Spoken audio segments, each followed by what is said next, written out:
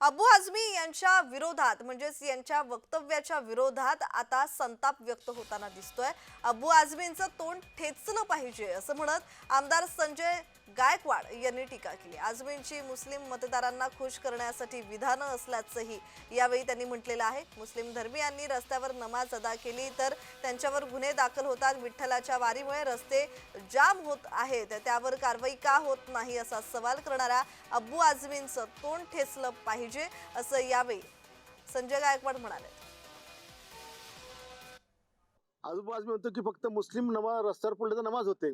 अरे पण बाबा, ज्यावेळेला गणपती बेकायदेशीर बसवला जातो, त्याची मिरवणूक बेकायदा काढली जाते, शिवजयंती मिरवणूक बेकायदा काढली जाते, तर पोलीस गुन्हे दाखल करतात ना।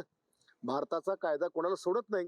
पण अशा प्रकारचे स्टेटमेंट करून मुस्लिमांमध्ये हे दाखवायचं की बघा आपल्या धर्मावर किती अन्याय होतो आणि इकडे दुसरा हिंदू धर्माचा द्वेष करायचा, हे जे स्टेटमेंट अबू आझमी करतो याचा थोवा ठेसायला पाहिजे। आणि हा आमदार आहे, पण याचा विकास काहीच नाहीये। हा फक्त असे जहाज स्टेटमेंट करून लोकांना खुश करतो। यांनी कधी आजपर्यंत मुस्लिमांना रोजगार दिला नाही, यांनी काही फॅक्टऱ्या कंपन्या उभारल्या नाही, काही यांनी त्याला काय म्हणतो की कोणाच्या पोटाला हाताला काम दिलं नाही। हा केवळ असे जहाज स्टेटमेंट करून फक्त मुस्लिम धर्माच्या लोकांना उचकायचं काम करतो।